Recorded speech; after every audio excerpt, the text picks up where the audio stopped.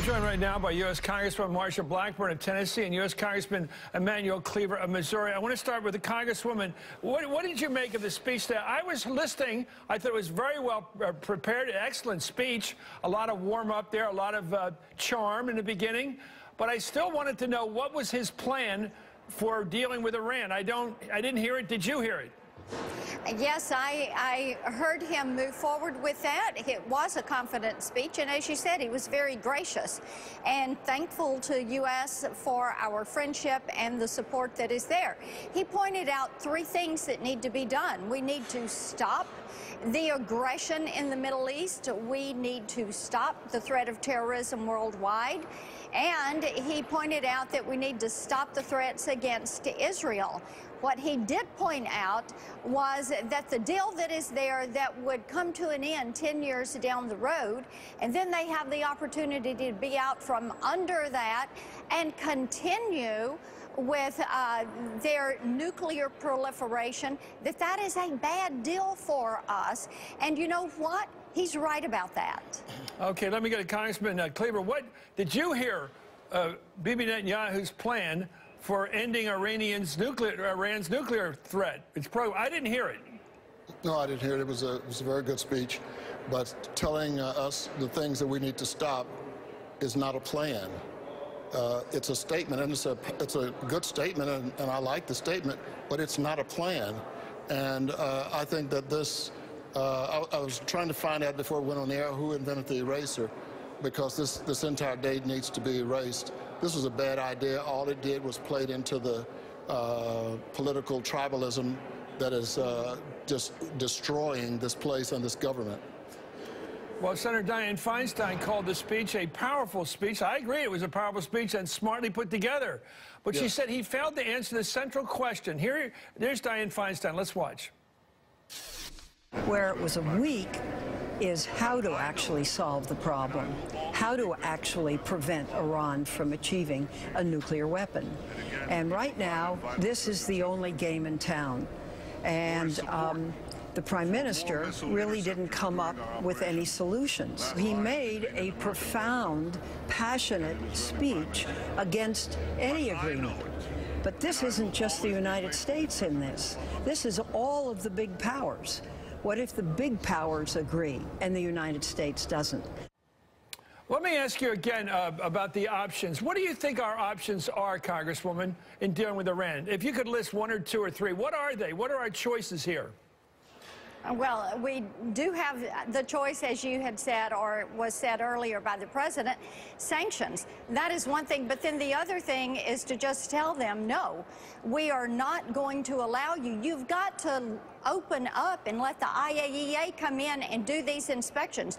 You can't pull things offline. You cannot continue to build plants with nuclear processing and enriching uranium and just not let them move forward to do that.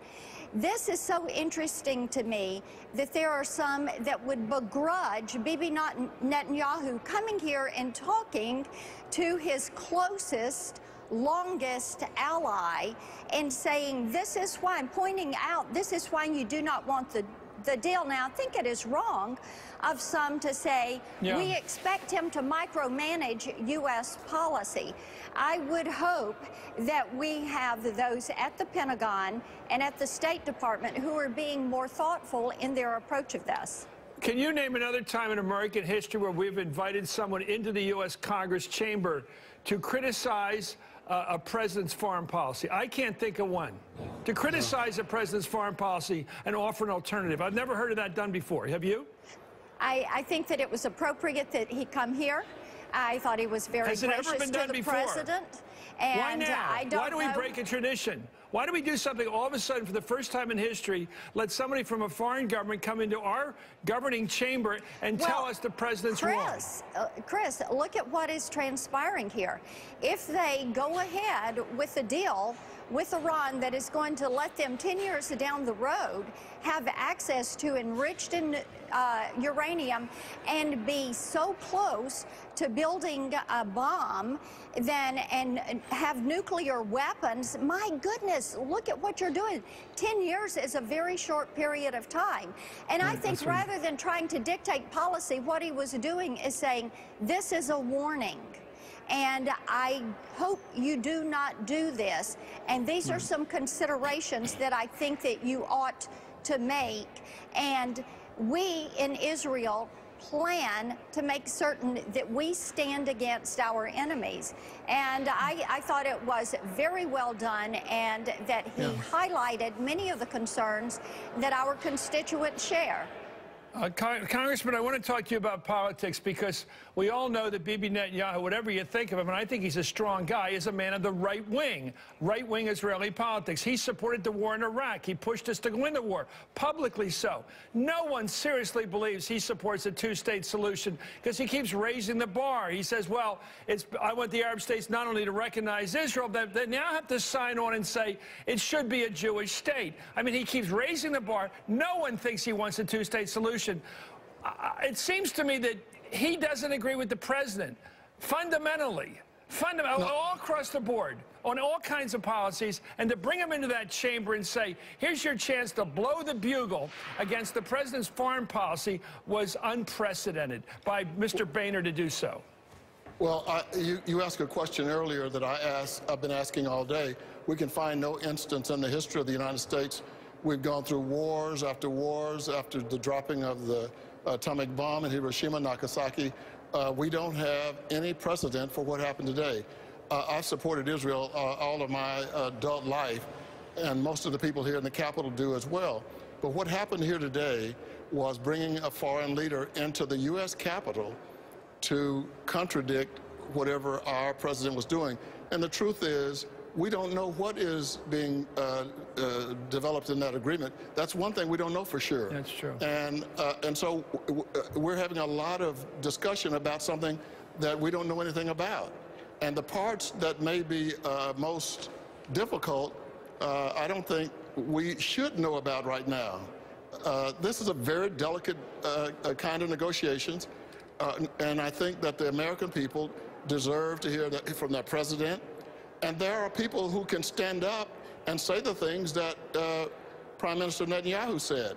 It would sound much better coming from John Boehner than coming from somebody from a foreign government. Let me go to Congresswoman Blackburn just to finish up. What did you make of the decision by your speaker, the Speaker of the House today, to go ahead with a clean bill on Department of Homeland Security and to drop the effort to kill the president's executive orders on immigration? Well, I didn't agree with it. I have led the effort to block that executive amnesty, passed a bill back in August, and then the amendment that was on the DHS funding bill that would block it.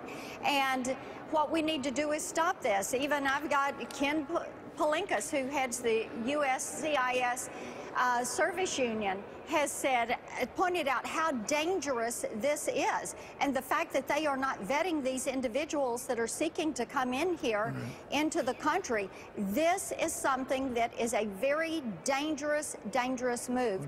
And I voted against that today. I didn't think it was the right move. I'd rather the Senate Democrats do their job.